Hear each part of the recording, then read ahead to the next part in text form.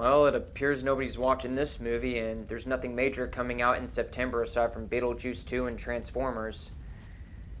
So, might as well make a review out of it. Alex Proyas' adaptation of The Crow graphic novel not only personified the dark 90s atmosphere and angst, but established the potential of what the comic book / graphic novel genre was capable of when given to brilliant visionaries. From the solid story that executes perfectly themes of revenge, redemption, and love, cinematography that makes you feel like you are inside of a glorious panel of a comic book, the jam and soundtrack and score, to the one-of-a-kind performance of Brandon Lee as the main character Eric Draven, it has received a cult following throughout the generations and has become a treat for the Halloween season. On the downside, it also turned out to be the final film of Brandon Lee's career as he passed away from this earth after a fatal accident on set. Though the man is no longer with us on this earth, The Crow still holds up to this very day,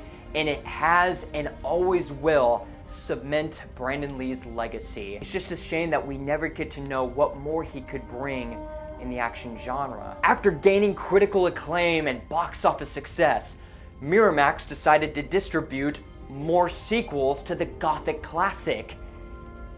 But the reception never even came close to its predecessor, as they were blasted by nearly every reviewer under the sun. Many years later, Lionsgate decided to acquire the rights of The Crow just so they can produce a full-on reboot. Not a rebooted sequel that negated everything after the original, not even a remake of the original, just a straightforward, start-from-scratch reboot. Now, reboots and remakes to already incredible movies is a terrible idea. Now, there are some certain exceptions that prove the rule, but in the modern age of Hollywood, for every good ones, there's a whole lot of bad ones. The Crow 2024 is not only one of the bad ones, it might as well be one of the worst movies I have seen all year. Defiling any and all good that came from the original, this reboot is laced with screenwriting ineptitude and abysmal directing and decision making that attempts to bring something innovative and unique to the franchise, when all it does is break what doesn't need fixing. If you've seen the original, you already know the story. Rock star Eric Draven and his fiancée Shelley are about to get married on Halloween night, or as some call Devil's Night, when a bunch of thugs under the command of the crime lord Top Dollar kill the couple and ransack their home. A year later, a crow resurrects Eric's spirit from the grave, guiding him to strike vengeance on his attackers while also helping his loved ones and those stuck in a city full of crime and chaos. So, what do we have in this reboot?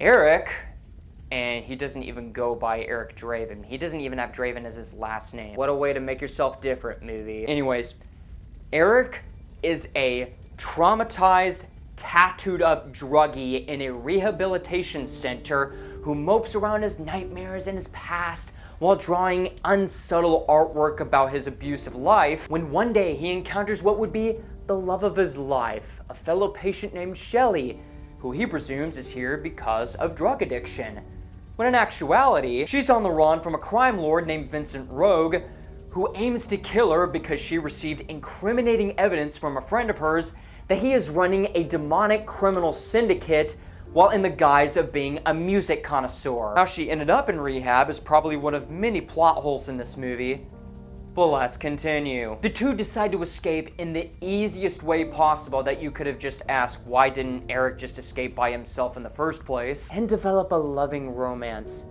even though they're on the run from the police and Rogue's henchmen after escaping rehab, but what the heck ever, I guess. After 23 torturous minutes of emo hippie romance, with our stars having all the chemistry of paper rubbing up against each other, tragedy strikes when Rogue's henchmen murder both Eric and Shelley. Eric's soul is transported into the spirit realm and is given the task by Kronos, his personal guide of the spirit realm, to hunt down Rogue's minions and to rescue his lover's soul before she descends to hell. One of the things that were so unique about the original is that it got the ball rolling immediately. Within about 11 minutes, we learn everything we need to know about the spirit realm, the rules of the crows, the deaths of Eric and Shelley, who committed these heinous crimes, and Eric rising from the cemetery, learning about what happened after he died, his immortal supernatural powers, and him finally donning that iconic outfit, ready to enact his revenge. This movie stretches itself out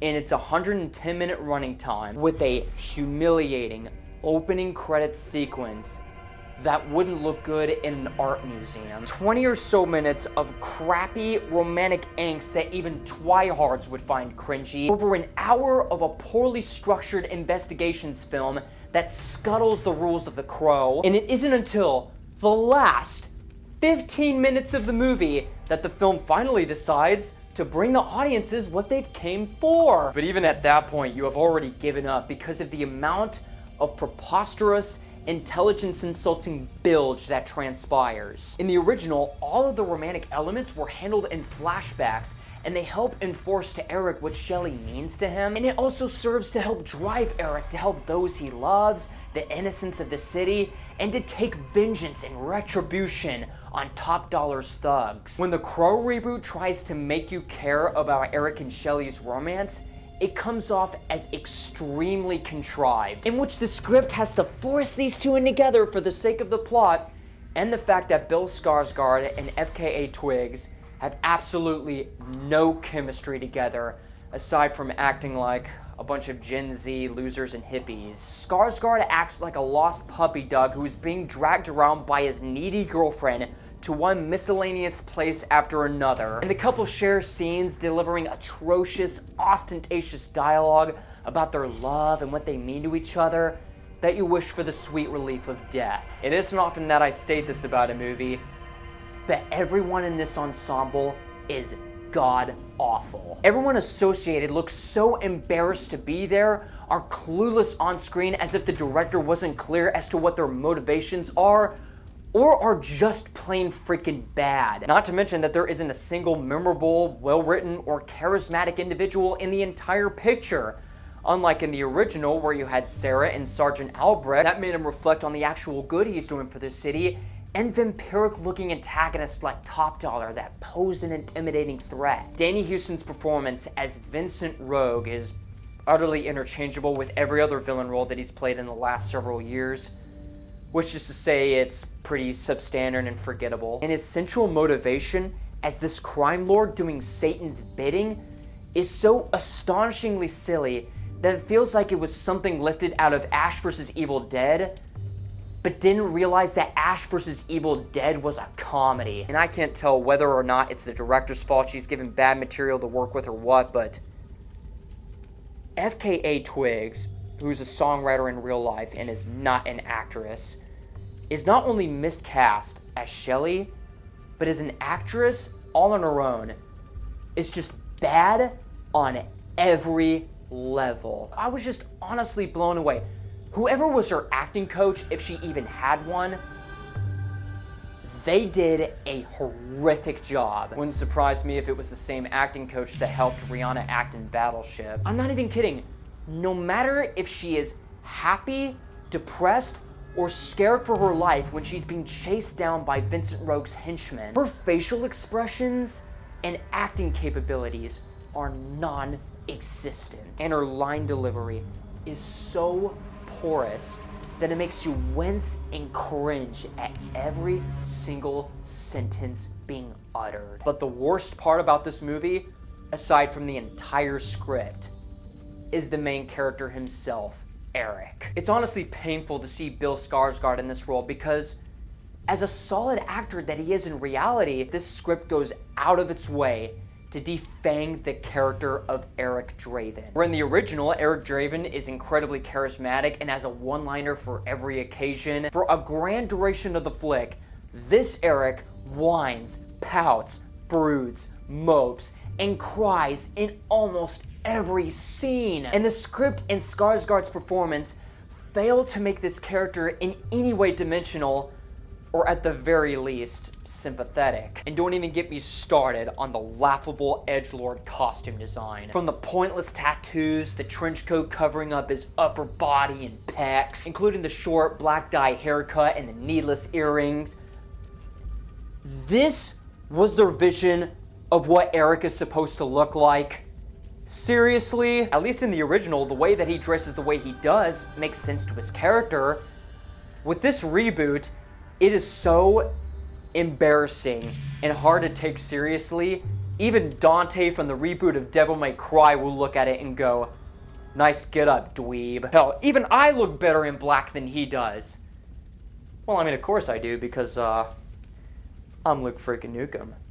But not only is his character an unlikable twerp, but this script goes out of its way to make him a complete moron in every point of the story. Whether it's holding a goon hostage in his car trying to find answers, or eliminating a threat in a getaway vehicle, or when he's trying to kill the main bad guy of the movie. I cannot describe you how many times he is given a simple task without him screwing it up spectacularly. As for the crow itself, you know, the bird that is connected to the spirit realm that is supposed to grant you immortality, regenerating health, and is supposed to guide its spirit to its destination in order to right the wrongs of an unholy crime. It has nothing to do with the movie. All it does is follow wherever this tool goes and perch on any building he decides to go in. It doesn't help the main protagonist or act as a tool to hold Eric's powers. But not to mention that in the original, the movie also explains Eric's weakness in a very simple way. The crow controls Eric's spirit and abilities. You kill the crow, and you're able to kill Eric. That's it. But in the reboot, the reason why he can't die and why he's been given immortality is because of his love for Shelly. And his persistence to avenge her spirit is way too strong that if he were to have doubt, even if it's tiny, he would become weak, impenetrable. That's not a joke, by the way. That's actually in the movie. It feels like something out of a Shakespeare parody. Even by the time where you get to the last act of the movie, and the filmmakers introduce this mechanic about swapping places with another soul, which I don't even think you can even do, given the rules established. The resolution suggests that time travel was involved to make you think like none of it ever happened, or just none of it makes any sense. Just none of it. But hey, at least we got the opera house scene. That's certainly the highlight of the whole movie that people paid to see. No, it's not. What's so freaking good about it? The fact that the film splices between shots of the opera choreography to the basic, uninspired action choreography in the set piece. I mean, have you guys seen editing before? Is it because the film has to emphasize the CGI blood and gore just to show audiences how R-rated their product is? Because I cannot find a specific thing in that action scene that I liked. And that goes for other cringe-inducing action set pieces, such as the carjacking scene and the final anticlimactic boss fight, if you want to call it that. Name one positive thing about The Crow 2024. $10 says you can't. What about the cinematography? Dreary and unappealing, whereas the original felt like a comic book frame come to life. Action, R-rated for the sake of it, with no choreography to speak of. Characters, give me a break. The soundtrack, it's like listening to Lucifer's Spotify playlist he uses to torture the damned. This entire picture should have never been made to begin with. A black-hearted cash grab that defiles the legacy of one Brandon Lee, showing us that unfortunately, it can rain all the time. My name is Luke Nukem. And when we see this movie again come January, let's fire it up!